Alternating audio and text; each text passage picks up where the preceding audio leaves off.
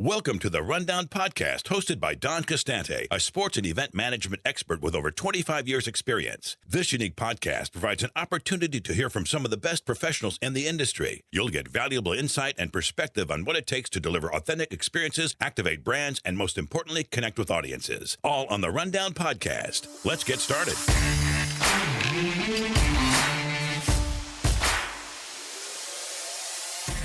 Have you ever wondered what goes into the process of creating a game presentation from the beginning for a new franchise? I mean, where do you even begin? And what exactly are the steps that should be taken to ensure that the experience that you create not only exceeds the expectations of all the stakeholders, but most importantly, makes memories for the fans? Well, I thought it would be interesting to speak with someone who has successfully been through the startup process. In fact, my guest today not only has been through the process, but now finds himself once again in the position of designing an inaugural game presentation for a second National Hockey League team, the newest franchise, the Seattle Kraken. Today's guest is Jonny Greco. And if the name sounds familiar, it should. Jonny was the mastermind behind the Vegas Golden Knights' highly successful entertainment at T-Mobile Arena in Las Vegas from 2017 to 2019. Recently, Jonny joined the Seattle Kraken to serve the role as Senior Vice President of Live Entertainment and Game Operations. In this episode, Jonny will share his game presentation philosophy and reveals his methodology for tackling the startup process with a new franchise. Listen as Jonny reflects on the lessons he learned from Vegas and how he plans to approach the game experience for Seattle. In addition, he'll shed some light on his creative process, provide insight into the facilitation of his ideation sessions. He explains the importance of proper execution and identifies the steps he takes to evaluating assets and more. I think we're ready to get started. Let's meet Jonny Greco. Hi, Jonny. Welcome to the Rundown. Don, thank you so much for having me. Appreciate the introduction. Let's have some fun today. Man, I love your spirit. If you've listened to my podcast, I have. You know I like to start with asking people their career path. So take a moment and just tell listeners your path to becoming Senior VP of Live Entertainment and Game Presentation for the Seattle Kraken. Absolutely. Happy to do that. First off, just want to say thanks for letting me join on. I have listened to this podcast. I've learned a ton from it. I heard our good friend Diane's podcast this morning. She was a guest with you recently and constantly learning great information. She's a legend. She is. Always good to learn from them. And just thanks for letting me hang out with you for a little while, man. I'm never too busy for you. Come on. So yes, I've been really, really lucky. Right now, I just joined the Seattle Kraken. Super stoked for this amazing opportunity. Great sports town. Obviously, hockey's an amazing sport itself, and just this region is hungry for it. So there's a lot of buzz, which is great. And, you know, if you work all the way back where we start, honestly, I'd be curious of your thoughts here. Where does your career start? For me, it's handing in homework on time. It's getting your chores done for mom and dad. It's making sure you're at class at the right time when you're in high school or middle school. You start to develop the skills that are your career early, right? Yes. I always loved photos. I always loved video cameras. I fortunately got to talk my teachers into letting me, instead of writing papers, sometimes making films with my classmates, which was unbelievable that they let me kind of do stuff I was really passionate about and loved. So I didn't know I was working on my career then, but those skills carry with you to today, right? Oh, absolutely. It happens early. So I went to film school at Full Sail, now Full Sail University in Orlando, again, doing the film thing, really wanting to do movies. Loved that and got an opportunity to get into sports through the Florida Marlins. That dates me a little bit, but the Florida Marlins with, you know, legends like Pete Soto, who everybody knows, and 19 years old, him and Brian Scott, who's with Van Wagner now. They brought me in, young kid who didn't even know sports had production, because I just didn't grow up going to a lot of sporting events. I love sports. I played sports,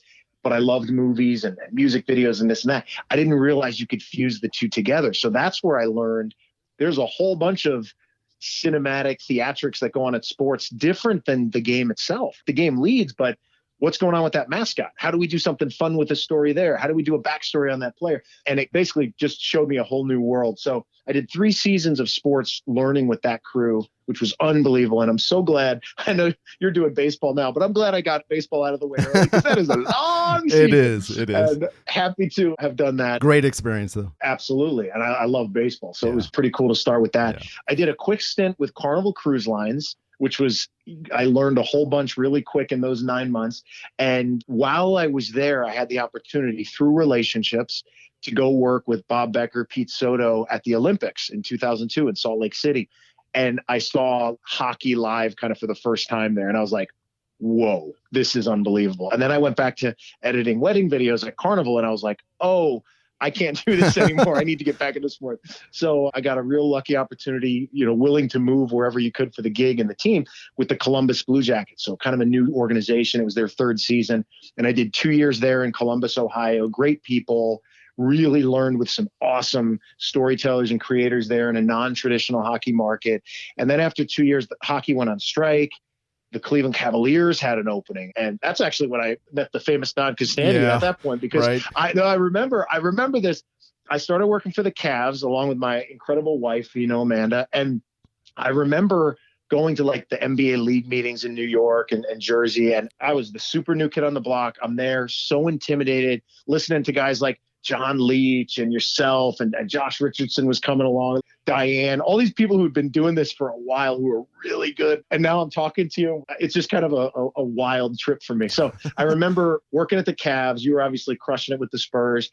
And I got to do 7 years there in Cleveland, which was awesome. But there was an AHL hockey team that was birthed while I was there. We did all the arena events that were going through there. There was AFL that we had. There was Lingerie Football League for a season. So we did a whole bunch of different types of events while that was going on. I got to do the 2010 Olympics there as well, which was, again, off the charts, super cool. And then I got an opportunity to go work for WWE, which was crazy, like total kick in the teeth as far as storytelling and broke all the things I thought I knew. And I kind of was like, I figured out this sports entertainment thing. And then I went there and I was like, no, I didn't. And they really like master class in everything about storytelling, fan experience, global entertainment, right? Mm-hmm. Hardcore rules for fun for a fan in Japan or in Newark, New Jersey. There were all these rules about how to create smiles, as Vince McMahon would always say. We're in the business of creating smiles, and really flipped everything I had thought about in our world. And then I had an opportunity to join the Vegas Golden Knights. And it was, again, all relationship based. The president of that team was someone who had worked. He was the president of the Lake Erie Monsters at the time, the AHL team, and he was SVP of sponsorship for the Cavs. And he asked me to join him out in Vegas. And that was just unbelievable. And Vegas, kind of a different city in general. They hadn't had professional sports. I'm coming off of the WWE mindset. It was a real cool confluence to try to fuse something together that was a little bit different, right, in general, than the traditional game ops kind of one-on-one stuff that we all know and love. And that was just an unbelievable experience. Great people, built out a phenomenal storytelling team who I just absolutely adore. And, Disney-like story with the team going to the Stanley Cup final year one, that we can't produce everything, Don. And that was not nothing to do with me, but a lot of fun. And then I had an opportunity to go back to my home state, New York, and work at Madison Square Garden with the New York Rangers, New York Knicks, which was super cool to get back into the NBA for a little bit. And that was, again, 9 months. I've had these 9-month snippets where Carnival was great for what it was, learned a ton, something great came of it. Madison Square Garden, unbelievable. Great people, so smart, so intelligent, learned a ton. 9 months, got a chance to come here now to work in Seattle. 2 children, also took 9 months. Proposing to my wife, took 9 months. A lot of like good 9-month things that have happened in my life. So being here in Seattle now, super stoked. Really excited to be a part of this family and this group out here. And now I'm speaking with my good friend, Don. Wow, man, that's awesome. 2 things really stand out. You went to film school. I'm kind of jealous. I wish I had done that. And then working for WWE. I know that you were there for just over 5.5 years. Talk a little bit about what you learned from that experience and how that knowledge really impacted your event presentation philosophy. Film school, by the way, is amazing. Yeah. And you talk about things like our guidance teachers in high school didn't tell us. Wait, it's like there's jobs in sports and movies. So I feel for you there. I'm glad I had that as part of my experience. And it did circle back more recently than right out of the gate for me, I would say. And WWE was a place where the cinematic background and my love of movies definitely took place, because you start to dig into like what a match is. And there's like a beginning, middle, and an end. And there's a good guy and there's a bad guy, right? There's the villain. And how does the bad guy dress? How does the good guy dress? When a good guy goes up in the corner, he better be checking his back, because the bad guy will backstab him. When a bad guy goes up in the corner, he doesn't have to worry about it. So he's not even going to pay attention to the good guy, because a good guy with honor wouldn't stab a guy in the back. So there's all this crazy psychology then, as like 7-year-old boys, when we're watching WWE and Andre the Giant and Hulk Hogan, we're like, this is awesome. But now, as I use the term loosely, a professional in this industry, you get in there and you start to think about their why for everything and their character development and what this type of character would do versus this, or how the host should welcome the audience in France versus in Ecuador. And what are the universal rules that work in the ring? What physical storytelling can you have that is agnostic of language, right? When does specificity come into mind? When it is, something you're presenting with language. If you're selling a t-shirt, there's different ways to talk to the audience. So being around world-class talent, having Hulk Hogan say, "Hey brother," to me, like, come on, man. That's awesome. You got to be around this. It was one of the coolest moments. You got to be around these people who lived and breathed story, character. And they have the ability to kind of infuse a little bit more of a narrative than traditional sports, right? Because it's a little bit more theatrical, but there's a lot of spontaneity in what they do and how they build up their library of reactions to fan moments and how they play to the psychology of the fan. You set up a match card of like match number 1, match number 2, the why behind who comes out first, who comes out second, who's going to get the bigger pop. Why would you have a really big match going into intermission, and what kind of match you're going to have coming out of intermission, knowing that maybe everybody's still getting popcorn. There's psychology and like, why are we doing this? The why to every single nuanced element. The reporting of every event was shared widely. Like, how do we get better when we have 12 straight shows in Europe and the UK? How do we tweak show 1 to show 2 to show 8? They wanted to fix it all the time, constant adjustments to develop and evolve. And then you're around these guys like the John Cenas, who are just like aliens as far as how they see the world and how educated they are on every single element to the brand, and how much passion and love they have for doing it right and giving back to the fans, giving their energy to these fans, to, their hard-earned dollar. It's worth something, right? And when you can lift someone's spirit, there's something really powerful to that. And we're definitely learning that in this pandemic, but it's always been around. The ability to share stories, create stories, put out art, right? Put out a voice, put out a song. Back in the Great Depression days, that was how you suspended disbelief just for a moment, right? That feeling that we can give. Sports does that naturally. But if the Royals lose 11-0, what are you and your team doing to also create some memories that 50 years from now, that kid who went to his first game in Kansas City, he's like, "Oh my God, I went with my dad and we did this and my mom was there and she got the hot dog and da-da-da." And then the kid probably is not going to remember whether they won or lost. He's going to remember all the other things, right? The mascot coming up and the song that they got to dance to. And that's the stuff we get to do, brother. And that's powerful, man. That's neat, spirit lifting stuff that is really, really cool. And so WWE gave me a whole different glimpse of what we could be doing in traditional game operations at sporting events. Well, I tell you, like I already mentioned, I'm jealous of that too, that you had that experience. I love their attention to the why, the intentional direction they have with their storytelling. It's incredible. And I try to do that. Yeah. I do. Yeah. And my fix is I go around to theaters and I'll go to tech rehearsals and I'll try to pick up what I can from the theaters here in surrounding areas. Cause I'm always trying to learn, I'm trying to go beyond just sports. I'm trying to bring theater to, and that storytelling to the stadiums. And that's why you are who you are, Don. Like, you're looking at it bigger than bigger than I was looking at it a long time ago. But now we look at sports entertainment and fan experience as such a wider thing than going to the baseball game. It's like, no.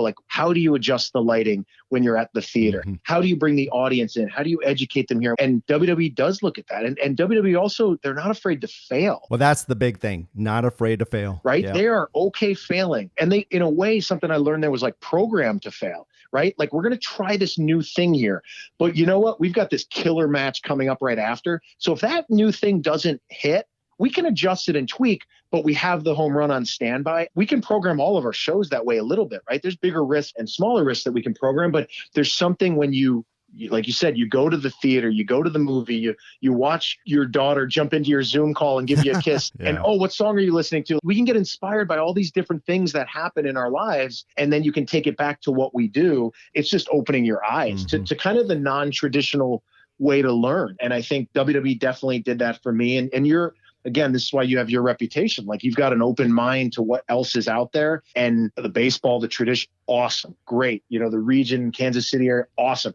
But how do you bring in other things that's universally entertaining to elevate that experience for the Kansas City fans? Exactly. And that's what you're doing. Now, during my career, I've been fortunate to be a part of a couple of startups, new franchises. I thought it would be great for our listeners to really get some insight into the mindset of somebody like yourself, Jonny, who has been through that process of developing a brand new event presentation right from the start with a new franchise. First with the Vegas Golden Knights and now with the Seattle Kraken. So what is your methodology to creating a first-class event presentation from scratch? I'll venture to say it probably isn't that different than what you were doing with the Rampage. I think you want to hire great human beings. You want to hire incredible storytellers and experience makers who have a true passion and love for giving the fans something they'll remember forever. And when you surround yourself with really good, inspired people, you can move mountains and you can really do some special things. So it always will be people, right? So you surround yourself with great people. And I've got a great one in Lamont Buford, who's my teammate here in Seattle with the Game Prez team and live entertainment team. And we're slowly developing this chemistry and like, okay, how are we going to build this team out?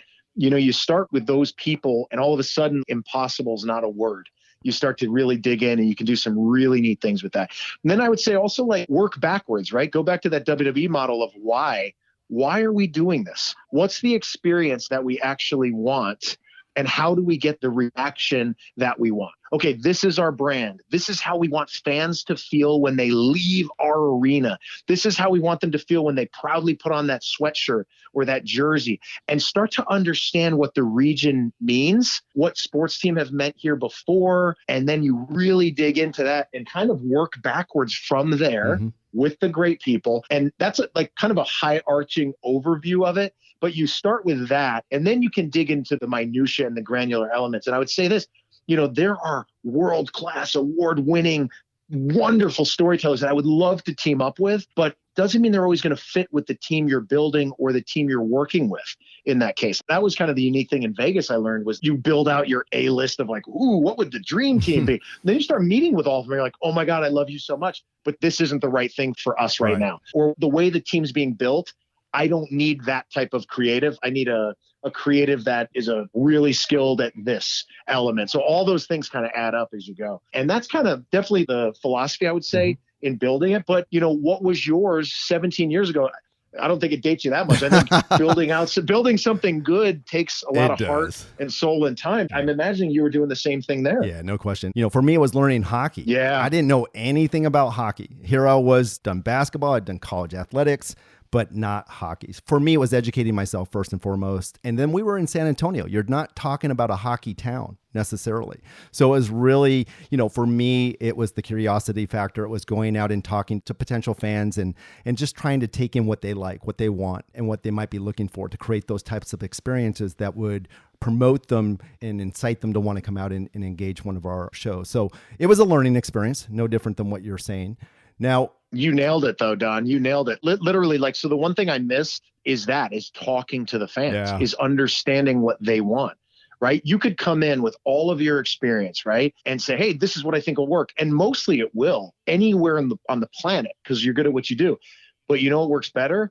Involve those fans, talk to those fans, right? Whether you're at Trader Joe's or on a fishing boat or at your kid's soccer game, start to understand what matters to them and now take all those considerations into the mix. All of a sudden you've got something really powerful fused together. No doubt. I mean, right now people are all analytical based. It's an important piece of the puzzle, but people have to have the courage to step away from the desk, step away from the data, and live in the shoes of the fans for a little bit and learn from them what they want. Yeah, it's really important, the difference, right, of hearing what's being heard and then listening to what's being asked. Exactly. And when you listen to what the fans are asking, right, whether it's social media or even surveys, right, and analytics and this and that, all of that's important, but it's also important to feel your gut. It's also important to go against the grain. It's also important to take risks. And I was listening to Duncan on your podcast, the gentleman from Disney before, and he had talked about some of the outstanding, you talk about some of the great things he's done. And he's like, well, we didn't have marketing briefs for some of the best things we ever did.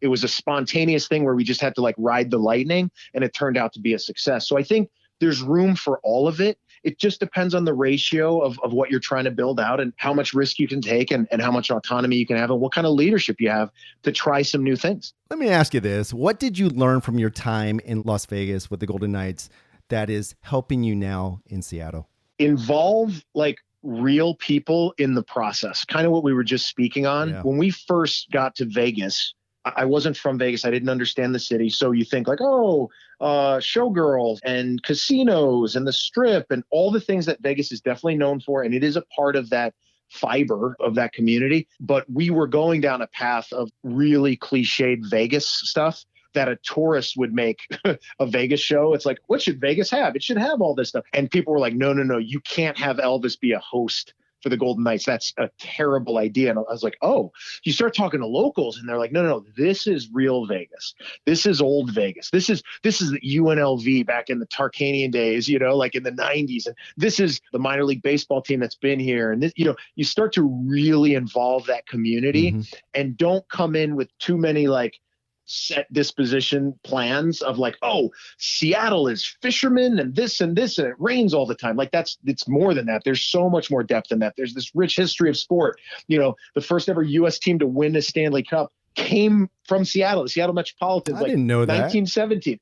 Right? So there's like a rich history. Yeah. So until you dig in and peel in the layers and do the due diligence of just learning your why as you start to decide things, like first and foremost, it's understanding where you are, who you're creating for, and involve real people, right? You can involve all the best producers on the planet, but if you don't tie in some locality to it, it's going to feel disingenuous. We corrected it quickly in Vegas, but we started down the wrong path. And that, we won't do that here. All right. So that's one thing. What's another thing that you wish you had done differently in Vegas that you're going to change in Seattle? So the biggest challenge, we know this as creators, right? If I say, hey, Don, you got a commercial due tomorrow, you're like, cool, I'll get it done. Or, hey, Don, you got 6 months to do it. You're like, cool, I'll get it done. Either way, we're going to create something good. But sometimes when there's a ticking clock, we're better as creatives because it's not such a vast open platform to go in.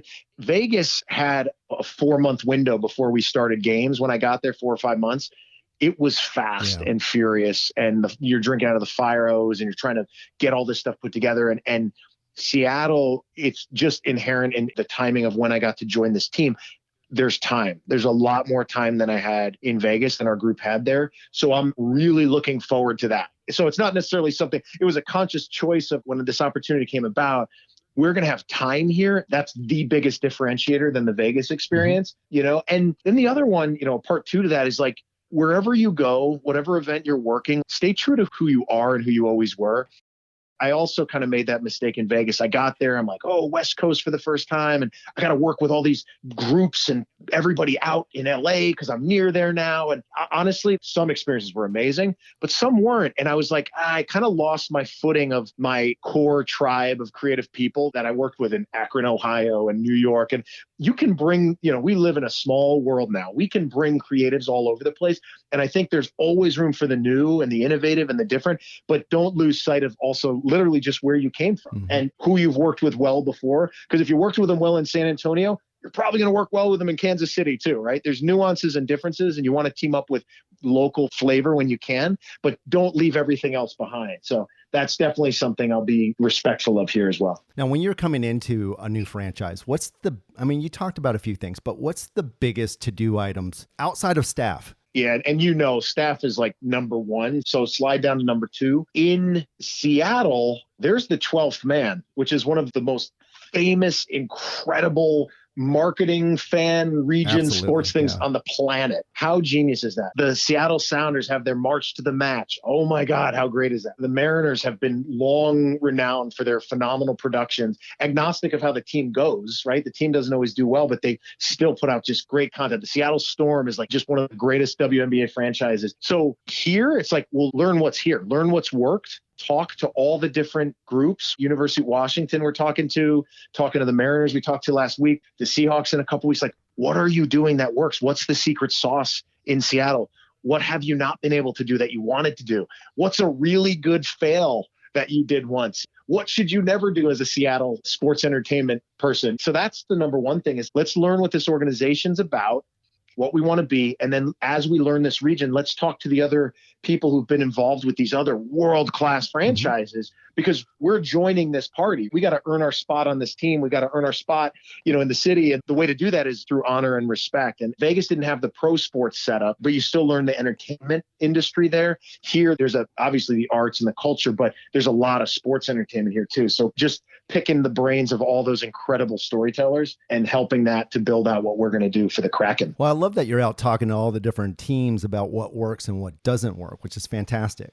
But talk a little bit about your approach to learning the culture and traditions within a city itself. So this is super simple. Listen to the radio. What are they talking about? Unfortunately, recently they were talking about forest fires.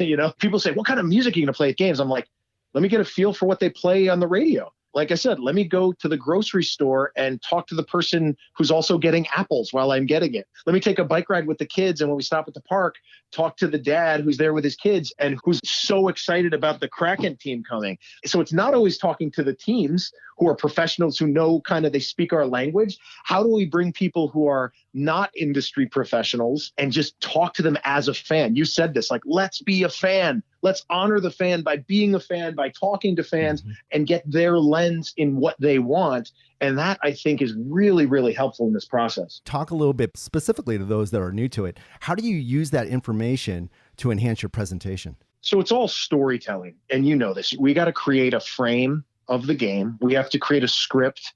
And oh, by the way, if the Royals hit 3 home runs in the first inning, your script's probably going to change a little bit. But we have to build this body of an experience that we think will be fun for fans, right? There's your go-tos like kiss cams and stuff that everybody loves. And if somebody hits a home run, you're going to play that song that gets everybody dancing. And all of these elements matter in the story. And you got to make sure all the sponsors are happy and they fit and they vibe with what you're trying to do in the narrative. But it's, again, being a fan. When I come to the arena or the stadium, what do I want to hear? What do I want to feel? What do I want to eat? How intense should we be having our promotional team welcome fans?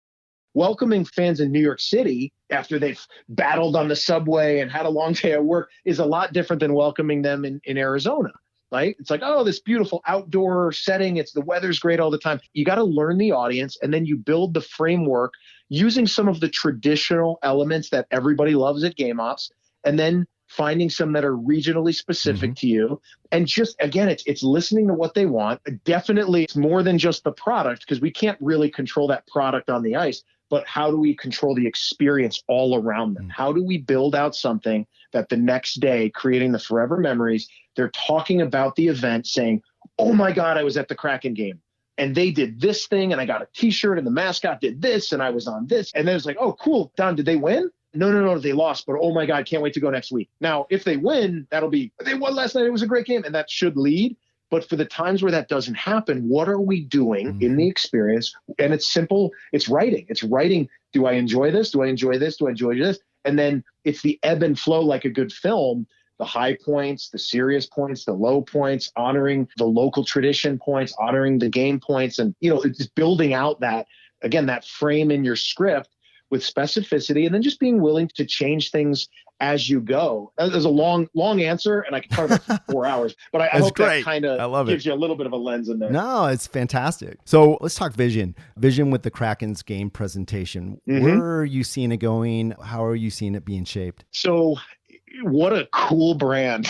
Oh man. Like the Kraken. I love the Kraken, man. I love the logo. It's great. Oh, it's sophisticated, elegant, ominous. Like, what's under there? What a fan to cheer for. What a cool brand. Just the gear itself. It's sexy. It's sleek. It looks good. But in the game ops world, right, where you look at this stuff is like, okay, if I'm doing a theme park, what would be a lot of fun to work with? It's like, oh, a giant beast from the depths. It's like, oh, we can work with that. So I think we've got a really unique brand here. And the process is going to be probably like, what's the balance of that character, right, as part of your brand, and then building out the rest of your characters. And make no mistakes about it. Your hosts and your PA and your players, of course, and your logo and your team name, those are all characters, but so is the ice. So is the concourse. So is obviously the mascot. But you can really dig into different characters and getting those to be endearing to the rest of your fans. And how do you build all that out? Again, if the team doesn't play that well or you're having a rough season, how do you have these elements in your show that fans fans get really excited about, that young kids want to come back to again. And of course for the hockey, but maybe for the chicken sandwich they have on the concourse that everybody's all about. So I think building this out is going to be quite an experience because the brand is really unique. And you're starting from scratch and you're honoring the past and you're trying to be innovative and new. And there's a lot of different elements and ingredients to this recipe as we kind of bake it out. And this is the fun part, Don. We have a little bit of a runway here to really dig into some things, try some different things, and, kind of test and learn some different things and kind of go from there. I'm really looking forward to how you immerse the different characters into your storytelling. And I think that's going to be a lot of fun. Tell me a little bit about how much collaboration are you having with ownership or senior level personnel in developing your vision? I'm still new to the team, so I'm earning my spot. Yep. I know that ownership and senior leadership is heavily involved and super creative and really passionate about all elements of the business, including game presentation and the experience. I haven't been here long enough to dig fully into that. I'm looking forward to it. And again, it's all, this too, right? You want to make sure the basketball ops, Coach Popovich is happy with what's going on the court as far as the atmosphere, how many players are in each video. And there's that element because they want to win basketball games. And how do you honor what that vision is on the ops side, but then how do you honor the brand side and how do you honor the fan side? And so there's a lot of different, I use the nautical term, captains to the ship, but they all have really important insight to helping define and clarify where we're headed. So haven't dug too far into it, but really excited about those steps as we go, because you just never know where these great ideas might come from. And if you're open to them and you use the yes and mentality of brainstorming and ideation, you can really come up with some pretty wild stuff. So we're excited about that. Now, with all your experience across all the different organizations that you've worked with, have you found, is there an entertainment resource or a few of them that you feel are going to be essential to fully engaging and immersing the fans into your presentation at the arena? So Seattle's a pretty amazing and unique city when it comes to innovation, right? This answer might be different if you're living in other cities, but you've got obviously Amazon and Boeing and Microsoft. Like, you've got some pretty massive companies here that have changed the world and changed technology and synonymous with innovation. So I think we've got some really unique opportunities with the arena, with the fan experience. But one thing with all of that, because technology can make our lives easier, more efficient, it can elevate experiences for sure, but you never want to lose sight of story, right? There's a quote from Mad Men that I love. It's like, technology is just a glimmering lure that brings you in, but it's not the sentimental connection unless you tie the story to it. So with the technology, it's going to complement everything. And I'm still learning about all the exciting things that are coming about here. But I just know that through previous experiences, right? You could spend all this money on the red camera and you can have the most expensive projectors for your ice projection. You can do 3D animations and spend a lot of well-earned money that will be used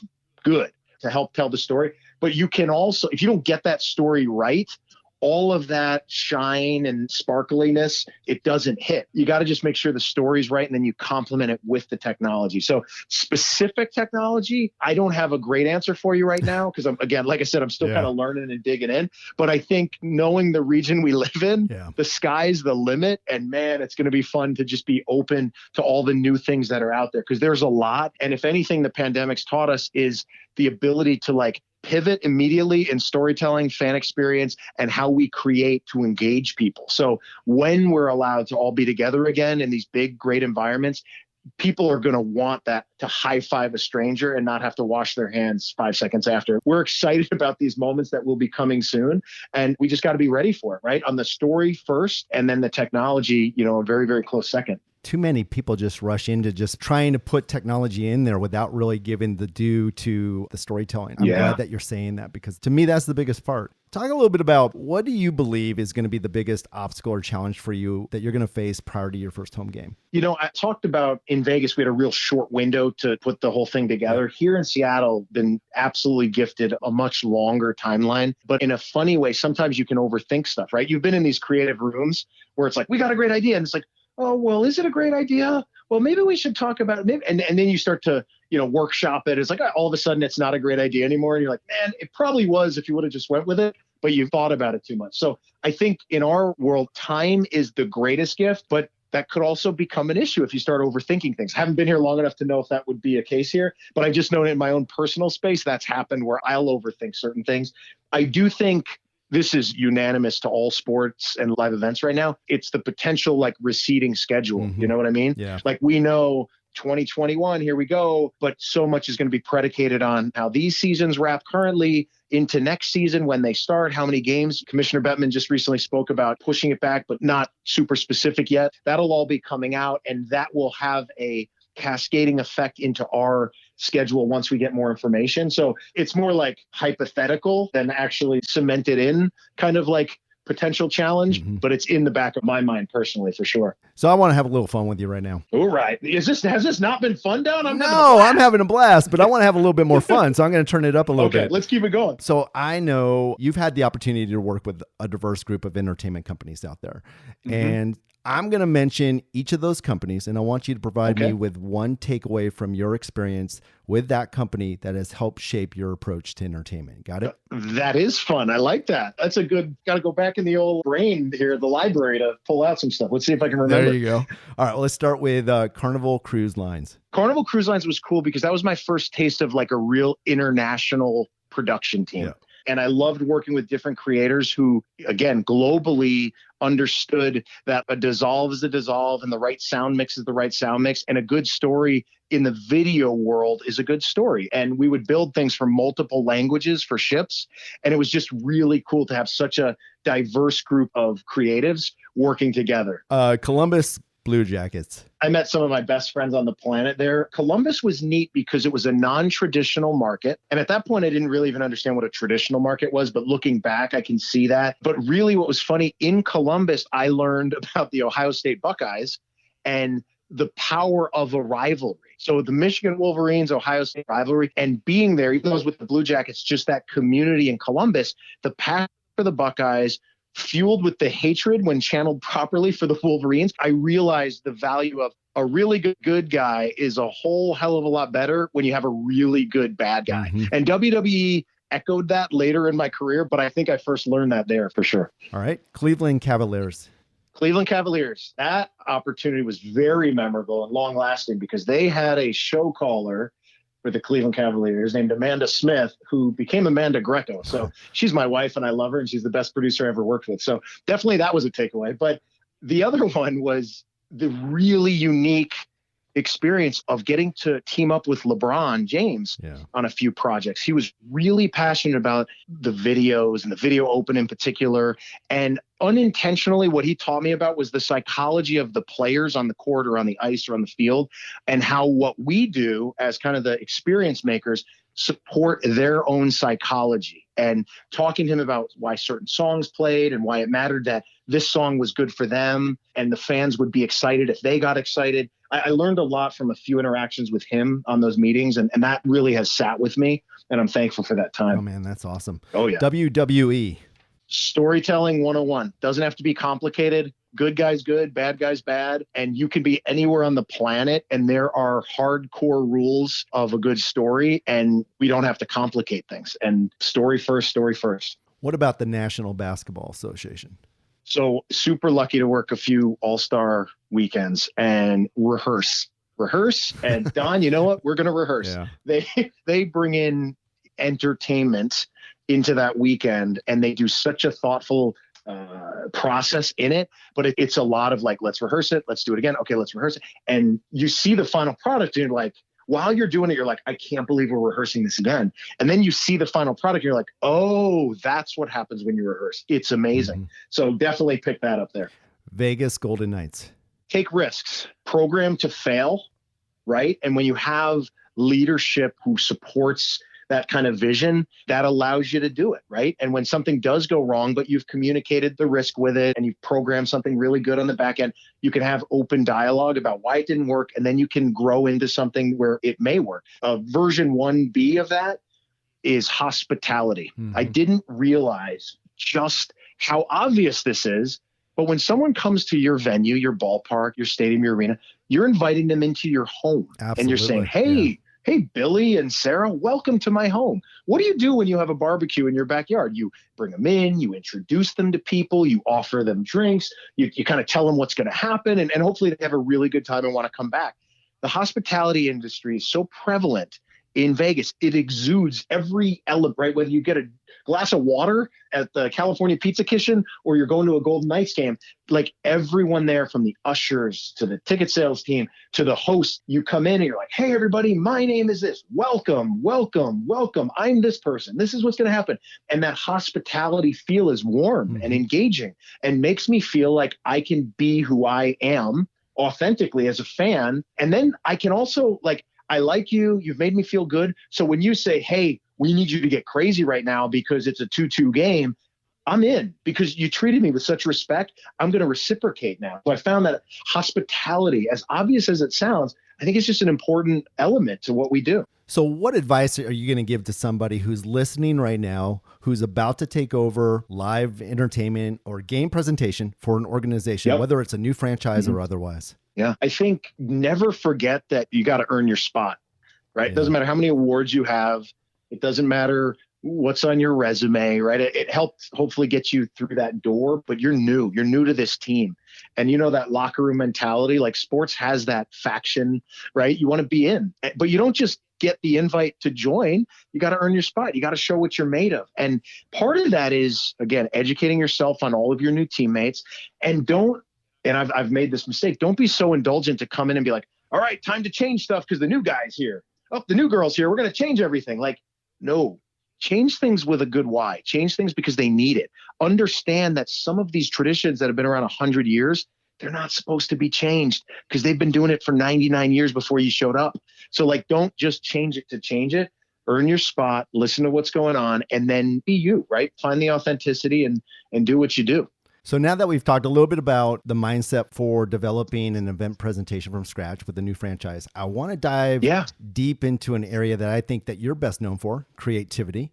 Your work with the Golden Knights, I mean, that pregame show, very well documented. Obviously, that creativity that you were able to bring out with that show didn't just happen on its own. It took a well-orchestrated creative process to bring those ideas to life.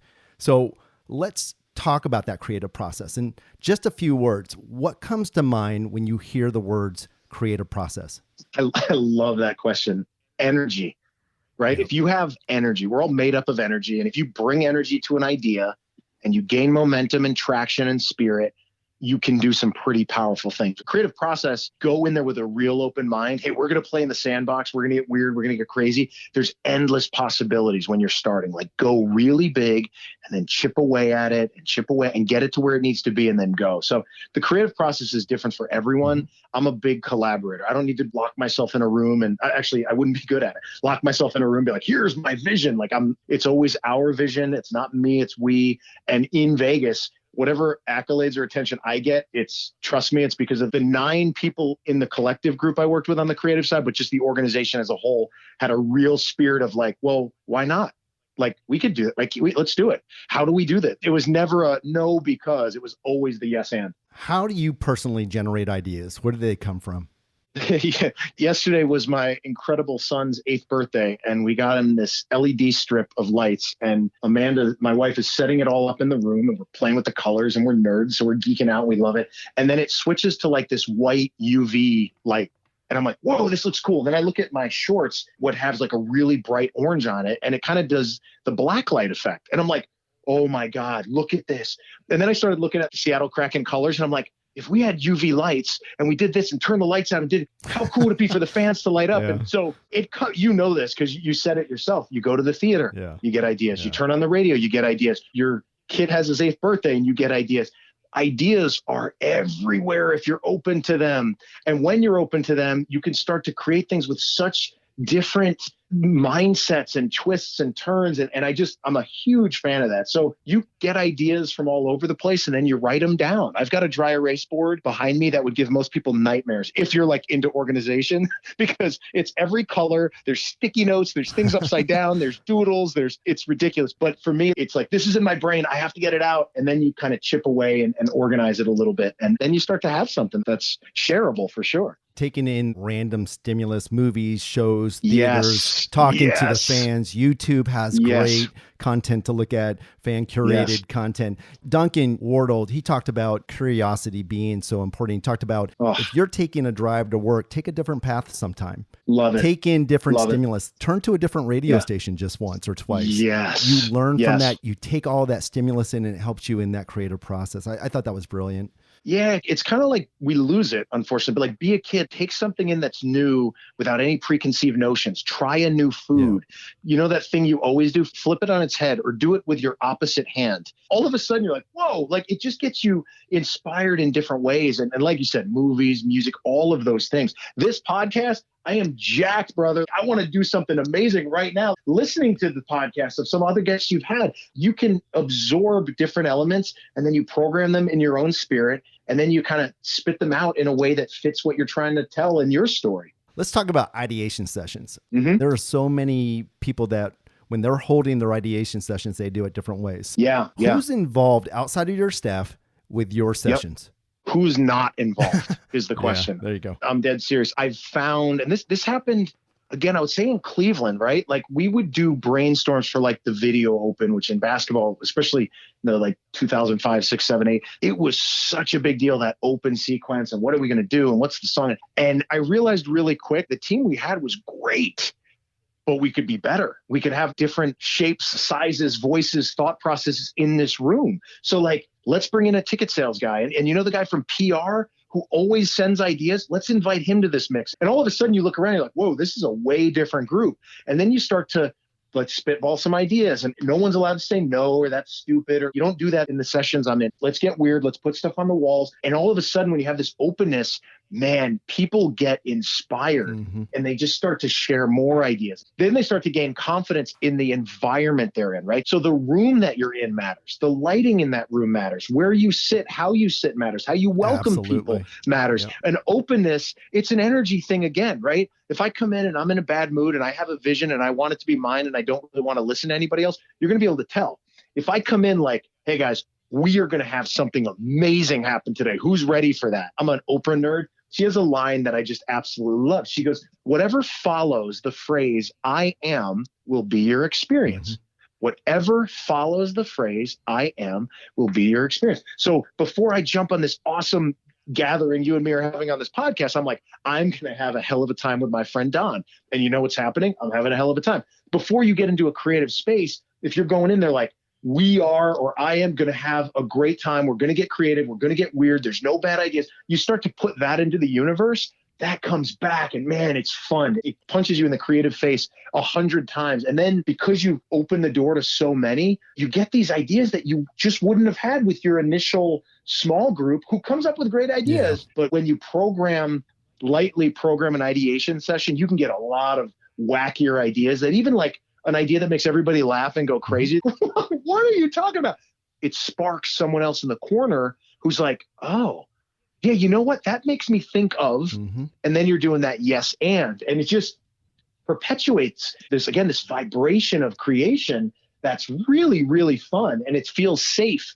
And then you chip it away and you get there and you'll get more specific as some of those meetings go on. But when you're early on, I always say kind of go big and wide. And if somebody wants to be in the room, oh my God, who are we to not invite other people in the room? That's my personal vibe. No, that's great. I mean, I'm a big fan of the naive expert or bringing people in because they might not be able to solve the challenge, but they're going to say something that gets you thinking differently. And I think that's what's so exciting about it. Yep. Talk more in depth, peel back a little bit, your format for your ideation sessions. Yeah. So it's like a show, right? I want to set the atmosphere. So if we don't have a conducively creative space at the organization's area, we're going to go to someone's house or we're going to go to like maybe a real comfortable bar and rent out a room. And it's like dry erase boards, sticky boards. We're playing music. The minute you get in there, we may have some visuals on the screens. We're going to set an atmosphere that's just kind of different than the day-to-day sitting at the desk, sitting at the office. Like we got to get ourselves out of our headspace to get out of our heads and get kind of, have some fun with this. So that's the first thing is like, let's invite a whole bunch of different people. Let's get to a different location. If you don't have something like that, let's set the mood the right way, dress casually, and let's start to go and start to just spit out different things. Again, it's working backwards, right? If we're going to say, hey, we're working on a 30-second spot that makes people buy the ugly holiday sweater. Okay, how do we want people to feel? When is it released? When is it coming out? Like, kind of figure all that out and then work backwards to it, right? As you develop a little bit more specifics as far as the vision. If you're doing the show open, how do we want people to feel by the end of this video? I want them to want to run out of the court and dunk a basketball, or I want them to feel remorseful because they're too quiet, or let's figure out the psychology of what we want as the ending to this. And then let's work our way up to that. But that kind of evolves to that point. Like at first, again, it's really wide, big brushstrokes. What inspires you? What's a movie you saw that you love? And you start to just pick up little snippets and you start writing it all down. And then kind of like you look at this wall of, again, whether it's sticky notes or dry erase boards, and you start to like see certain things pop up, or people start to keep gravitating towards one word or one concept. And then, without taking a vote, you start to see where it's headed without making it feel super official. And, in the end, we're the ones that are fortunately employed to be able to kind of help see this vision through. So it's our job to take all of it and then program it. But I just think, again, I'll go back to the food analogy. The more ingredients you have to this creative stew, the better the stew can taste if it's thoughtful and you don't add too much pepper here. You know what I mean? So I think we can create something really tasty when we set an environment to create like that. So we're all born creative and imaginative, but we also know that, as we get older, we get more reductive in our thinking. And so when we're in these types of sessions, we want to be expansive. What are some of the specific tools or strategies that you found useful with your ideation sessions that have facilitated that creative and innovative thinking with the people who are participating? Well, it's super easy to be like, oh, we're really open and all ideas are welcome. Like everyone says that. And then they sit there. Hey, we're going to be really creative. It's like, come on. You've been in these. And then all of a sudden the leader in the room is like, well, no, we can't do that. Well, no, we can't do that. And it limits this. And again, this was stuff Duncan was talking about too. And I heard him say it. I'm like, I feel like I'm going to be redundant in this answer. But I just think having that childlike mindset, peeling back to like, not why can't we, but why not us? Impossible is not a word. Let's go ahead and do it. And just being really welcome to that. Some of that happens culturally early on before you're in that ideation session, right? It's when you're onboarding your team. It's the creative tribe that you're going to hire and work with, knowing that you're building a team that's open to that. Like some people they may have come from a place where the ideation sessions weren't like this, but you get them to kind of drink that Kool-Aid, believe in it. And again, right? If you see it, then you'll believe it sometimes. So sometimes it's just walking the walk, right? Setting the table for this is what we're going to do. We are going to be XYZ. And then they start to see it and they're like, holy cow, that's real. That's a real thing. It sounded crazy, but it's actually happening. And then you develop a team of believers, right? And when you believe in something, when you're inspired by anything, you can really do something important, special, magical, memorable, but you have to have that spark of inspiration and it's got to be authentic and real. I can't say, hey, Don, we're going to ideate. It's going to be great. It's going to be awesome. We're going to do it at my desk under the fluorescent lights. We have 2 minutes to do it. And I kind of already have the idea in place, but we're going to ideate anyway. That's not going to work if you're really genuinely trying to create a creative environment and culture. What are the key ingredients to a successful idea? I think it depends on the specific brainstorm and kind of what you're looking for. But in case you couldn't tell, I'm an energy guy. I'm enthusiastic about what we get to do. How lucky are we? I couldn't tell, no. So for me, it's reading the room, right? As producers, are we reading the room always, right? It could be at the dinner table. Oh man, looks like someone had tough homework tonight. But when you're in this room and you're in this creative space, it's like, what ideas are generating enthusiasm from others? If you go in there with the psychology of I'm a fan, I don't want to be overly marketing hat on this and that. Like we're creating something and just going to get weird. And what idea do people keep going back to? What idea, look around the room and feel the room. Listen to your audience. Are we hearing them say, yeah, that's good? Or listening to them where, metaphorically, let's say, watching them nod their heads a lot, watching them make eye contact, watching them naturally say, yes, and we could also do this. Yes, and all of a sudden, whoa, this idea, which by the way, I didn't even like, but the room likes, and that's what matters. We need to invest in this a little bit more. So it's constantly producing, listening to your audience and riding that enthusiasm, because it may not be as logical. You may in your mind be like, oh my God, that's going to cost so much, but let's not limit ourselves and filter ourselves so much before we get this a little bit further, because you just never know how it's all going to shake out if you cancel yourself out way too early. So I think sometimes it's that, right? The key ingredient to me is like enthusiasm behind it. Now, You got to have story, right? You can't just have, what would be great is a lot of fireworks. Everybody loves fireworks and people get excited about it. It's like, whoa, hold on.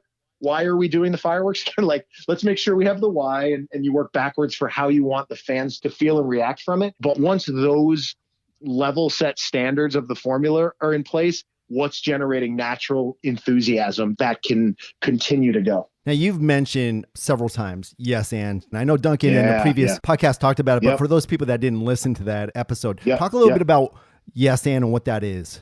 Yeah. So it's interesting. Duncan's version of it was in the brainstorming session. Where I learned it from was working at WWE. I would work with a lot of the hosts and the announcers. And I mean, they're so world-class and they're so talented. And we would have like improv coaches come in and voice coaches come in. Yeah, and it's big in the improv world. That's what it was. And I would jump in every once in a while, but they would do the yes and workshop. Mm-hmm. You and Duncan did this on the call. Where it's like, you're not allowed to say no. You're not allowed to say, no, we can't. You have to say yes and to anything. So then you can get really weird where it's like, hey, Don, we're going to go to lunch and have a cheeseburger with a Fraggle Rock character, and there's going to be Sushi Sam joining us, and I'm going to do everything I can to try to derail you, and you have to, with enthusiasm, be like, yes, and then you just keep going. So again, it kind of goes back to the service hospitality mindset, right? If we're a production department or we're a fan experience department, our objective is like to make the fans happy and create an environment, and we are a service of joy and smiles and information to the fans. How do we keep that mentality of service industry? One of them is yes and, or another one I heard from a good friend of mine from Vegas. I loved it. She learned this from another boss. She goes, yes is the answer. What is the question, Don? Yeah. Yes is the answer. What's the question? Like, I am service minded and I am so into like figuring out a way here. I'm going to lead with yes always. You hear that in a lot of things, but if you live it and breathe it, all of a sudden it goes into your brainstorms. It goes into how you work with your sponsorship team. It goes in with how you work when people are like, oh, we can't do that. And you're like, well, yes, we can. And you just start to constantly go with that yes. And what it does is it's an expansive energy lifting kind of way to frame things. And you see the spirit of people be elevated by it when you have that model. Mm-hmm. You can get to the point where you say, well, you know what, let's really dig in. I don't know about this, but we can do this, right? Always being solution oriented in brainstorms, in meetings, in conversations, knowing that we are a service to the fans and our organization. It's a wild practice. I would invite everyone to just do it. Absolutely. Just say yes and to anything. And I'm not even going to try to do it because you and Duncan did it so well. And listen to the other podcast just to hear that, because that Star Wars night at the Chiefs game you guys came up with George Lucas coming in as Darth Vader. Perfect. I'm in. I was like, that was so much fun to listen to. So when you yes and, the sky's the limit. The beautiful thing about it, it's an expansive type of thinking. It takes an idea from being my idea and makes it our idea. Yeah. And that's powerful, because the moment you can transfer the power of my idea to our idea, that's the moment you would really accelerate that opportunity to get it done. And I think that that's the wonderful thing about that tool. And absolutely, everybody who's listening, great tool to utilize. You know, you can go on, just Google improv, yes and it will give you the details on how to go about doing it. It's pretty cool. It's really a powerful tool. It's a good team building thing, but it's just a good like humanity thing. No, absolutely. Let's just deal with human beings this way. And I think there'd be a lot more love in the world. So you come up with a great idea. How do you go about getting that approved? What's your strategy for pitching those conceptual ideas with leadership that has really proven successful? Yeah. Again, it goes back to like, you're only as good as your last production, your last show, your last event. So you got to always come in like it's the first day on the job and I got to earn this win here. But when you know, and in the programming world, this is the deal, right? If your dog just died, you probably don't want to tell a joke to that person, right? Know your client and know that the mentality they have in this space. If we're going to present an open or a big concept to somebody who isn't into long, elaborate descriptions, well, then let's hit the hot buttons of what excites them. Let's hit the nomenclature that they're going to resonate with and not be confused by. Now, some people want to really get into the weeds and they need the theatrics, they need the performance, they need the enthusiasm in the description so they can buy in, then bring that to the table. Like I've messed up quite a few times where I come in again with too much energy and I'm not really that clear in what I'm doing. The passion's there, but they're like, what the hell are you talking about? It's like, oh, okay. It's like, I have to have a little bit more structure to how I do. So I've learned by kind of mispresenting a few times some ideas to sort of figure out, okay, who are we talking to? How do they like to be presented? And how will they understand the vision knowing that like we're accomplishing a lot of the goals that they've set forth. And I found that that's helpful. And when you're at a certain place long enough, you know this, it becomes easier to kind of present ideas because they're like, oh, yeah, like that thing you did 2 years ago with the lights. And it's like, yeah, it's a lot like that. It's like, oh, I love that. Good, go for it. And once you develop a trust, hopefully you get to that point where they're like, oh, can't wait to hear what you have. What do you got? And there's that sort of momentum and enthusiasm going in, but it doesn't start that way. Like you have to understand who you're speaking to. You got to be clear about the vision and you got to present it in a way that resonates with your audience, which by the way is the rule for everything. That's the rule for everything we do. I think that right there is a big part of it. Understand who you're pitching to. If you're pitching an idea to a supervisor or upper management, you're using PowerPoint, you're doing it all wrong. So get away. Yeah. I mean, there's different learning styles. You got to understand, are they a visual? Are they auditory? Are they kinesthetic? Or is it a mix of that? You need to take advantage and know who you're pitching to. And I think that's a big part of it. People miss that. Well, and we run into this with players too, right? Oh, absolutely. You sit with a player and they're like, hey, we've got this idea. We're going to go blah, blah, blah, blah, blah, blah. And they just look at you like, what are you talking about? And it's like, oh, yeah, you're not a production professional. It's like, I need to explain this differently, you know? And or you pull out the computer and show them or walk them through it. Show them a video of, hey, look what the Tampa Bay Rays did. Look at this. We're going to do something like this, but cooler. And like, oh, I love that. Yeah, let's do it. It's like, oh, that saved me a lot of breath. So it's again, build something that resonates with your audience, and then there's clarity, and then you can move forward. Now, along the creative lines, I know we talked about in Seattle, you have, a longer preparation period going on right here, but when do you have you started, or when do you start beginning to develop that concept for the Kraken's pregame show? Because we're nerds, right? I know you're the same way. You're always doing it. When I was in Vegas and you heard, hey, Seattle's getting hockey, that group there, we're like, ooh, could you imagine what could they be? We started talking about it then. We weren't working for the team. We like to create. We like to imagine. So having that imagination helps. Once I knew I was part of this organization, thankfully, I remember that the team name coming out. And Amanda, my wife, and I were watching the whole broadcast of it and like seeing it happen. And I didn't know what the team name was going to be. And it popped up. I was in tears, man. I was like, oh my God, this is so much fun. So then you're like, okay, it's real. Because you don't want to go too far down any paths till you really knew what the brand was. Then you hear that and you're like, okay, got to start thinking about it. But also go back to this, what's the brand supposed to do? There's a lot of incredible teammates I have in Seattle here that have been working for years before I got here. So like, got to be really respectful of all that incredible work they've done, learn from them, and then start to create that vision. But in the simplest form, Lamont and I just recently, we're sitting down, we're starting to brainstorm ideas and learn about the nautical phrases and like, how do these things fit in the brand? Now, are we going to go down that path? I don't know, but we got to educate ourselves and have all these ingredients ready. So when it comes to presenting some ideas, we have a wide breadth of what we're looking to do. We are always going to create the best home ice advantage for the sport, or home court advantage for the sport, or home field advantage for the sport.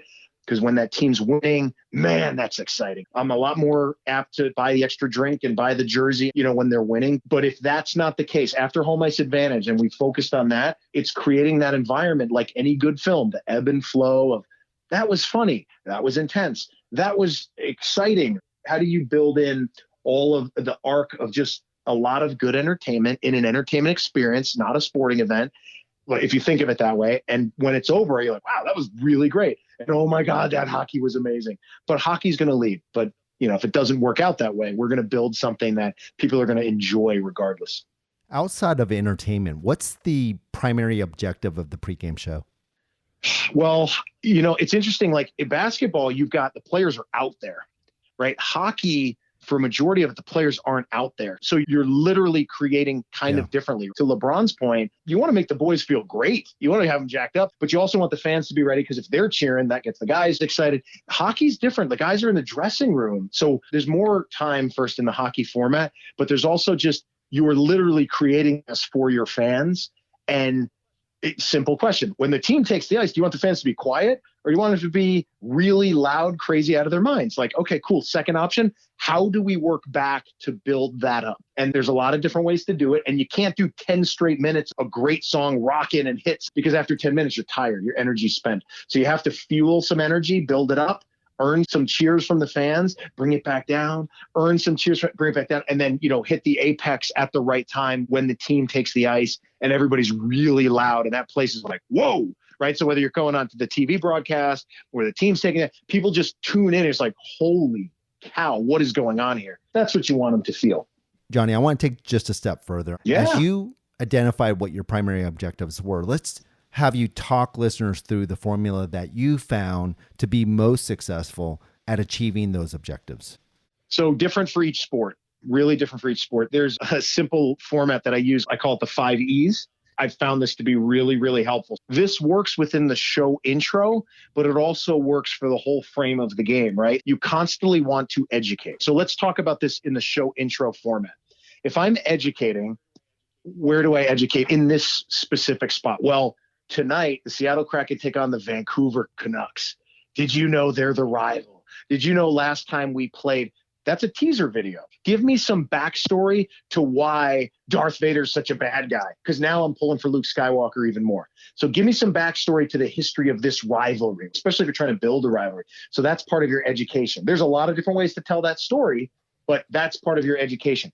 Engage. The Dallas Stars do this. The Vegas Golden Knights do this. Like, there's a goal song. Do you have a cheer baked into the song? The New York Rangers do this. Is there a call and response, a yay boo moment for the fans where it's like, hey, you're not just sitting on your hands watching this video or watching this theatrical play. You're a part of it. So we're going to call you out and we're going to need you to be a part of this moment. Oh, look, the Canuck logo's on the screen. Are you going to cheer it or boo it? Hopefully you boo it, right? If you program it right. So that's where you have your engagement in portion. And then entertainment. Is it fun? God, Don, we're in the business of making smiles. Let's create some of those by just having fun. Let's not complicate things. And, it's got to be 3-dimensional, blah, blah, blah, blah. Cool, that looks beautiful. But are you having fun? Because most of the crowd probably doesn't understand the difference between 2D and 3D in that moment on the ice projection. They care about how this all feels, right? What's the sentimental connection to it? So are we entertaining? And then enthuse. How have you earned some equity in this enthusiasm to use it for that climax moment when the team takes the ice? Fans are blitzed, crazy, cheering, excited, out of their mind. How did we educate, engage, entertain to bring the enthusiasm at the right programmable moment? Because we've infused them with this energy. Now we're channeling it at the right time with the right song, with the ebb and flow of, can't be 10 minutes of intensity. It can be subdued and up and subdued. But at that last bit of enthusiasm, when we need that crescendo, we've programmed the song, the lights, all the other atmospheric elements to make the fans feel they're a part of this engaging moment. And the last E, which doesn't apply necessarily to this, is always evaluate. Like, sit back, relax, marinate. How does this feel? And you know this when you're calling a show. You evaluate in the moment, like, that didn't hit, or that was a little late, or that cue. But also the evaluation of watch game film. I call it the pros and grows. Afterwards, write the report, go through it. Specifically, you do that for the open, but do that for the whole show as a whole and kind of see how that works. I love that. Just to recap, the 5 E's of emotional experience. I have educate, engage, entertain, enthuse, and evaluate. Yes, sir. Perfect. That's awesome. It's like a few years ago, like the 3 E's. Yes. And then it was like, there's a 4th E. And I'm like, hold on, there's a 5th E. I'll talk to you in a month or two and it'll be up to 6 or 7. Yeah. The 27 E's. Yeah, I hope I get to come back again. That'd be great. Is there something that you have never done, or maybe there's new technology you've been wanting to try that you're planning on incorporating into Seattle's presentation, whether it's pregame or in-game? And if so, what is it? Yeah, for sure. I think any creative in our space is like, oh my God, I've always wanted to. There's probably 100 things. I hope the thing that we want at the Seattle show has not been invented yet. Right. I hope it's something that no one's seen. And so I don't have that specific answer, but I heard Diane speak on the podcast too, like those LED drones, like there's a group out of Switzerland called Verity. And I know Madison Square Garden used them for a bit. Those are really cool. And for hockey, there's something to that because you have a really good platform and space to use. I mentioned there's a lot of cool lighting techniques out here.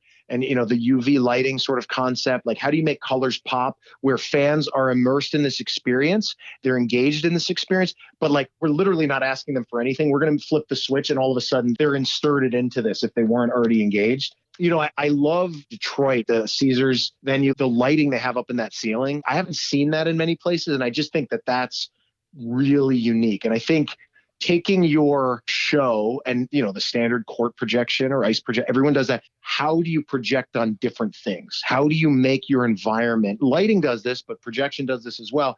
And anything on the ceiling, if you have that kind of ceiling, how do you make it feel like this 360 environment that encapsulates all the emotions that you're trying to kind of roll with? Those are some things that are out there. But like I said, I'm hoping it hasn't been invented yet. I'm hoping it's something where you're like, holy cow, did you see what the Kraken did? So TBD on that one. Yeah, no, I totally get it. I can't wait to see it. I'm excited to see what does come out. Okay, so we've talked about and we've highlighted creative and ideation processes. Let's shift gears. Let's briefly discuss maybe your 6E, and that's execution. Yeah. Once you've created the creative concept, it's been approved. What measures are you going through, Jonny, to ensure that it's executed at the highest level? Yeah, right. If that part's not done well, all that other stuff's for naught. In the short term, that's what it feels like. I think there's something about the practice of training the brain and the muscle memory and the creative memory muscle. There's something that builds on top of it. But like at the end, when the sponsor sees what you did and you're like, that's not what we talked about, it's like, okay. So I think, one of the things that's always important that I've neglected a lot, and Vegas, we really focused on it, was just rehearse, practice. You want to shoot the free throw with 2 seconds left of the game, Don, when you haven't taken a shot in 10 years? Or do you want to practice a lot and then probably have more confidence it's going to work? Now, you could miss the free throw, but you're going to get closer to the rim and you've done the work for it. And in live production, good Lord, it's not if things go wrong, it's when. Right. It's going to happen. So rehearse, and then rehearse things going wrong. And build out your library of backup plans. What's your redundancy? When this happens, what are we going to do? And you're going to mitigate a lot. But again, when you have the right people who've been through some of these things, they're going to figure it out in that moment because they've been battle tested through these moments and they've figured it out how to rise above this moment. And still, for the common fan, they may not see what goes wrong, but we will, and we'll evaluate it and we'll fix it. But I think you put yourself in a good spot when you're clear on the vision and the story and what the outcome's supposed to be. And then you rehearse it. And then you rehearse again and again and again. And you get it to the point where it feels muscle memory style. And then you're ready for becomes reaction versus thinking. 100%. If you start to think in those moments, it's too late. You've already created a moment for somebody to say, what happened there? Yeah, exactly. To have good execution, you got to have good communication. Can you talk a little bit about the communication that's happening with your team during this process and who's involved outside of yourself with the rehearsals? So obviously you have your core creative team on the production, but I think over communicating all of this is really important. See, I love that. What you just said there, over communicate. Well, there's a lot of things, right? If you share with everyone, hey, we're rehearsing here. And there was the line our team president in Vegas, Carrie Bluebells, who's amazing, would use visibility creates accountability. Be visible in your plan. Yeah. If the Royals have this grand fireworks show on Friday night and you're going to be rehearsing it, but you don't want anyone to take pictures of it ahead of time, be clear that this is what's going on so people know. So the more people you involve in that, if they choose not to read it, that's a whole separate thing. But if you're clear about what's going on, and if something is a little more secretive, more often than not, the people on your team are going to be respectful of that process. So in a way, everybody's involved with that rehearsal process, but some sponsors are going to want to see some of that ahead of time, or at least your sponsorship reps. So you can involve them when it's the right time, but you're also going to know, there's a time where you got to just dig in and practice and chip away at it, and then get it to the point where it's kind of showable internally, and then get it to the point where it's the muscle memory's there, and then get it to the point where it's like, hey, this is the last rehearsal before we do it in 2 hours. So let's rock and roll. I think cast the wide net on the communication front there, and you'll be a lot less surprised, and you won't get burned as often. Speaking of getting burned, I mean, you've been doing this. You've been doing this a long time. What about a horror story? Is there an example that you can give when execution just went wrong? I think you could have a whole podcast on that, dedicated, and you could have people talk for 6 hours about all the things that went wrong. That might make for a good podcast. It would. I think that's America's Funniest Home Videos, I think is what that's called. No, never had anything go wrong, Don, actually. Move on. No, I'm just kidding. A recent one, this is when technology is our savior, but it failed us in Vegas. It was our opening night, and we had our comms go down, and we were introducing your entire team, your entire staff. And it was shortly after the tragedy in Vegas. So we had 50 first responders and all these people who have not been part of the entertainment industry.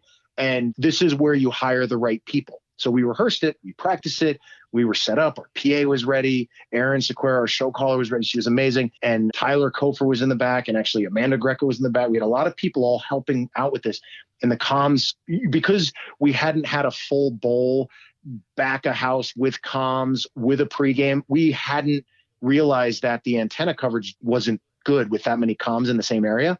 So we couldn't hear one another as we were working, trying to call out this player and this first responder. And so like literally everybody, you go into triage mode. And fortunately, because we had some really high level experienced people in Tyler and Amanda, and I'm sure I'm forgetting others, they were able to kind of, in their own mind, a term I use a lot is produce your position, right? If you guys are the show caller right now, what do you need to do to be successful?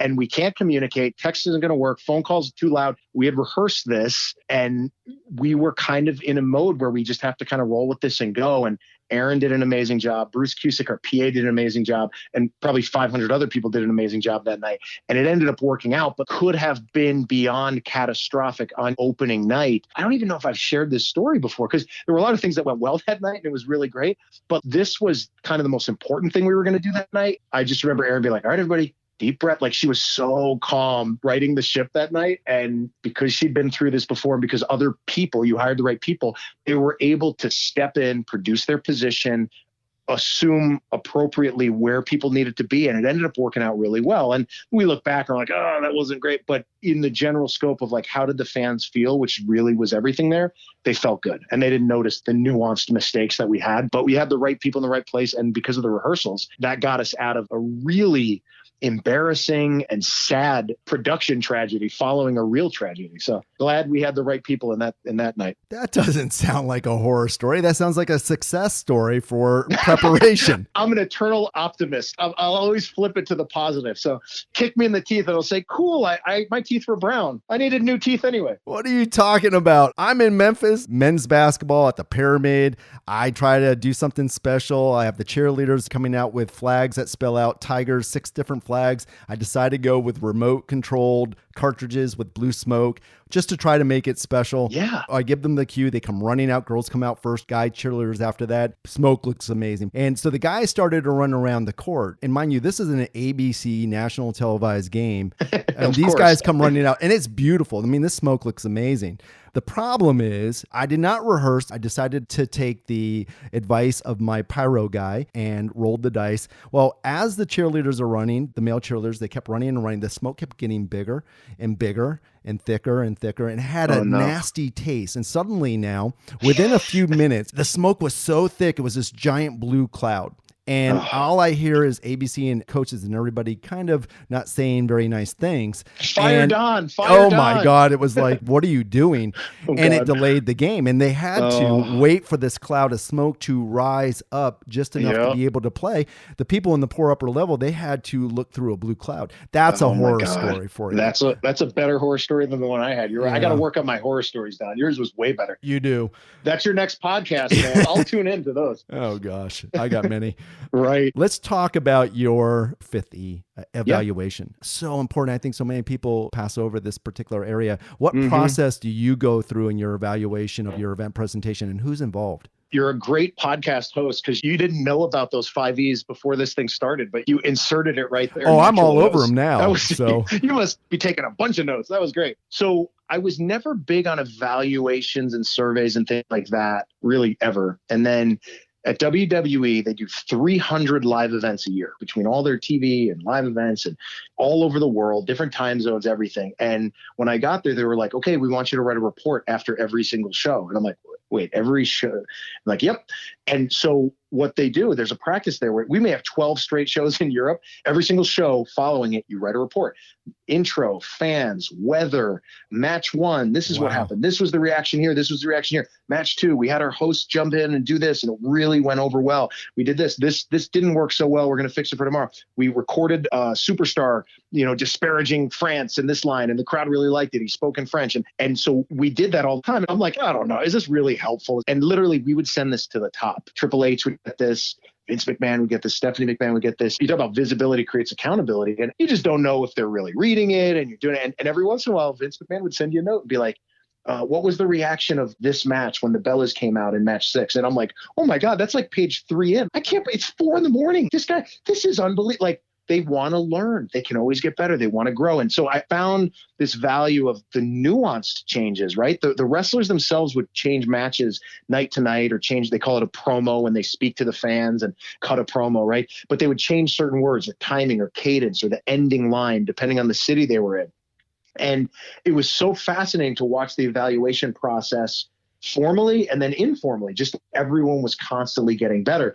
And so I saw that. And then once we got to Vegas, I was like, okay, we're not just sports, we're sports entertainment. We're going to evaluate, we're going to tweak, we're going to be relentless. And so I introduced my pros and grows. Pros, what were well, grows, what didn't go so well, but we can grow into and evolve. And again, I'll be eternally optimistic and hopeful about what we can do. So even the evaluation and critique is a growth opportunity, right? It's not a con. So pros and grows. And that's something after each show. I did it Vegas, did it at MSG, and we'll be doing it here in Seattle as well, just to make sure we're staying on point and staying focused and adjusting different things. And you'll focus some of the evaluations towards the talent, the hosts, maybe. And we also put in links of the game records. We'll record director's tracks so you can listen to the show callers, how they're calling, how people are communicating. If something went really well, let's highlight that in our next meeting and talk about, listen to this clear communication, listen to this pivot. Okay, we fumbled this area here. How do we fix this? Like, just when you have an open, again, whether it's brainstorming or just the creative culture of like, let's be great together, you check the ego at the door and really just dig in. Absolutely. And know that we can develop, we can get better. We can, you know how great that was? We can even improve. So if anything, that evaluation process, what isn't great, sometimes I don't celebrate the wins enough. I overanalyze and try to keep getting better versus, and I've been called out for this and I love it because I need to be coached up. Slow down, Greco. We had a great show. It's like, you're right. My bad. I'll shut up. So that's the evaluation process I've found to be really, really helpful, is the pros and grows. So that's great for the entire presentation. Now, when you're doing an evaluation on individual elements, what have you found to be the lifespan of promotional elements? This was an interesting question. So I think it depends on kind of the traditions too, right? Oh, absolutely. Yeah. YMCA in some communities, that'll always be a pretty fun, perfectly corny, happy moment, right? Whether it's at a wedding or it's at a baseball game or the 7th inning stretch, take me out to the ball game. You know what, Don? I'm the new Kansas City guy. I think we should lose that song. There's some things you're just not going to lose. I'm hoping all baseball teams still do that. I might be way off if I'm taking that away. But like, then there's things that, again, let's see how it works. Hopefully your sponsorship doesn't tie you into something that you can't, isn't a little malleable in case something kind of runs its course. But if it's a great tradition, ride it out, let it go. Don't change it just to change it. But if it's something that has a shelf life, you got to just be willing to call it what it is. Vegas, we had a Vegas strong hero of the game. It fit in with the shooting. There were all these heroes of that community. It wasn't planned, but after the tragedy, we were like, we need to do this. This is really important because there's an appetite for this. So we're going to honor different heroes. And we did it every single game. And it was probably the best moment of every single game where the city got to honor one of their local heroes who were on the front lines doing all these important things. And then we did it through the playoffs. And then we went into next year and it was like, you know what, it didn't have the same effect. And it felt a little bit, it's important, but the way we were doing it, it was like a little indulgent, like we were kind of hanging on these legacy fumes of year one, and we pulled it, we changed it and kind of reframed it a little bit, but it never had that same effect. So you just got to be willing to pull it when kind of the crowd says so, hopefully it's not because of a contract and it's not because somebody in a room's like, I don't like that anymore, don't do it. Hopefully it's because organically it just doesn't fit. But I would always caution everyone, don't pull stuff just to make change, because sometimes you got to ride through that little bit of a bumpy turf to get to that point where the crowd's kind of like, they're a little ambiguous on it, but now they're kind of liking it. And now it's fun to make fun of, which is a good way to channel energy. And now they're into it. And it's like, that's because we kept going with it, unless they're really apathetic. Sometimes you got to commit to it for a little while and know this isn't going to work game 1. It's probably not going to work game 5, but by game 10, there's going to be some traction here, but we got to commit to that a little bit. And we can't be overly knee-jerk with some things. And that kind of goes into your programming to fail. Know the difference between something that can grow into something or something that needs to just be pulled. I'm curious on the flip side, what about that element out there that maybe take an owner, for example, has inserted into the presentation and through your evaluation, you're like, this isn't going to work. This is not working. It's been out there for a while. How do you tackle that? How do you handle that situation? You become a professional storyteller and you find the best way to continue to augment that vision and get it to the place where everyone wins. Sometimes we all know this. We all have bosses, right? You're working as the fry dough guy at an Oneonta Yankees game, which I used to do when I was 15, single A baseball. And I was the fry dough guy. If my boss says, I want them burnt more brown, and nobody likes eating burnt brown fry dough, it's like, well, I got to do it because we have bosses. But how do you slowly get back to where it needs to be? How do you tell the story maybe to your client who's asking you to change this where you're sort of coaching them and showing them, hey, this was really good. I took your idea and we use this. Look at how this is working. And you focus on the positive elements to it. And then maybe you can kind of work on the minutia and shift some of the elements that aren't going. But in the end, you're going to have to do what's asked. Like sometimes it's like, play this song. We want this song here. It's like, whoa, okay. But you hope you can develop those relationships where, okay, we're going to play it. It's not my show. It's not your show. It's the organization show. Let's do what's being asked and let's try to elevate it where we can. I fully remain optimistic that no matter what you're being asked to do, you can find a creative way to finagle it to eventually work to some capacity. And if it's really just a dog every single time, find another way to find that positive where you almost make a joke out of it. Eventually things catch on for all the right or wrong reasons. So you kind of commit to that cannonball one way or the other. There's always a way to find a win-win. I think so. Yeah. Yeah. I mean, for the most part. Well, it brings us down to our final question. For those listening, Jonny, to our discussion, what's your final thoughts? Two-part answer here, Don. First off, legitimately, speaking to you and you being a colleague I've always respected and just a friend, I'm happy to be here. So thank you for having me on. Because I remember in, like I said, the New York League meetings of the NBA, like you were one of those guys who was talking confidently, elegantly, just like owning the room. And I'm like, God, that guy's smart. I want to be like him someday. The fact that I get to be on your podcast and share this is super, super cool for me. So thank you for that. Because I've always really respected all the work you've done and your vibe and how you look at things. So thank you for being a friend. And the second one is with all that we do, there's the doctors and the lawyers and really important jobs out there. You know, just, I would say, don't underestimate the power of what we do as storytellers, the power of lifting the human spirit, right? In the dark times, in the hard times, in the time we're in right now, how much a song can make your heart just skip a beat and feel really good. How much a funny cat video can just make you forget about, you know, a cruddy day for a moment. There's something really important and honorable in what we get to do and creating forever memories, in being storytellers, in building that experience that someone's going to talk about 50 years from now that you're never going to know. You're not going to meet them, but they're going to talk about that thing that happened at the Royals game on that Tuesday night against the Brewers when maybe you weren't that excited to do that game, but someone's coming there for the first time ever. So you're honoring that fan and uplifting spirits. And let's always remember that. I think it's important. And I think if we keep doing what we do, man, we can be happy creators and create happiness all over the place. And that's a powerful thing, man. So incredible. Well, Jonny, that's it. We've come to the end of the interview. All right. I got to tell you, I had a great time. Yeah. I really did. And I really do appreciate, I know how busy your schedule is and you taking the time to share your experiences with the listeners. Much appreciation for you and best wishes to you and the Kraken moving forward. Thanks so much, Don. I love you, brother. I'm proud of all you're doing, and I'm so happy to be on here. So thanks for sharing this hour and a half with me, and let's get at it, brother. What a great conversation. Jonny is definitely somebody who gets it. I love his enthusiasm, and I find his mindset towards event presentation refreshing.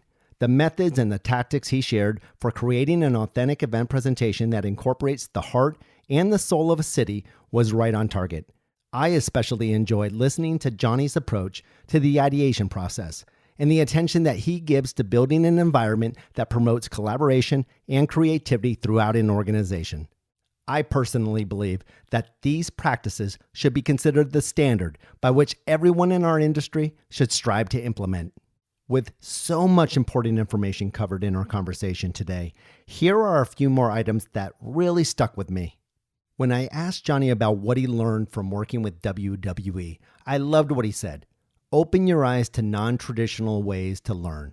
Open your mind to what else is out there. Look to how you can bring in other things that are universally entertaining and elevate the experience of your events for your fans. When asked about his methodology for creating an event presentation from scratch, what did he say? 3 important things. First, hire great human beings, incredible storytellers who have a true passion for creating unforgettable memories for fans. Second, work backwards. Know your why before you get started. And third, talk to fans. Understand what matters to them. I loved what he said. There's a difference between hearing what's being heard and listening to what's being asked. When I asked Jonny about what entertainment resources will be most essential to fully engaging and creating those immersive experiences for his fans, he immediately said technology. But what I loved is that he said technology can certainly elevate, but you can never lose sight of story. Don't just rely on technology. You have to tie story into it. Complement the story with technology. As we began our discussion on the creative process, and I asked him what comes to mind when you hear those two words, what did he say? Energy. And I loved his quote. If you bring energy to an idea, you gain momentum and traction. In spirit, you can do some pretty powerful things. When I asked Jonny about his format for holding ideation sessions, he was very clear. Get a lot of people together. The more, the better. And get them to a different location. Set the mood right from the start. Dress casually. How they sit, where they're sitting, it all matters. And work backwards. Figure out what and how you want people to feel and start from there. And most importantly, be open-minded. Go big and wide with your ideas. And I loved what Jonny said about being the facilitator for the session. Feel the room. Listen and feel your audience. Gauge enthusiasm. Follow the enthusiasm to build on ideas. Now, when it came time to talk about how he went about creating emotional experiences with fans, I loved his 5 E's. First, educate. Give the backstory to your opponent, the history, the rivalry. Second, engage. Is there a call or a response, a yay boo moment that you can get your fans involved? Third, entertain. Is this fun? After all, we're in the business of being fun. Fourth, enthuse. Channel the energy at the right times. And fifth, evaluate. How does this feel? I love that. I'm all about execution. And when I asked Jonny about what his process was for ensuring proper execution, what did he say? In live programming, it's not if something will go wrong, it's when. So rehearse, and then rehearse again and again and again, and then rehearse things going wrong. Build your library of plan Bs. And finally, I loved how he closed out the conversation. He said, don't underestimate the power of what we do as storytellers. The power of uplifting the human spirit in dark times and in hard times is truly special. I could go on and on, but those were just a few highlights from our discussion that resonated with me. And as always, I hope you found the information that we covered beneficial. I want to thank Jonny again for being on the podcast and for sharing his thoughts and best practices with all of us. Well, that wraps up this episode of The Rundown. And as always, I encourage you to reach out to me and share your thoughts and or questions and send them to therundown@castanigroup.com. That's therundown@castanigroup.com. Also, I would really appreciate it if you would subscribe and share this podcast and follow us on LinkedIn and Instagram. And until the next time, I'm Don Castani.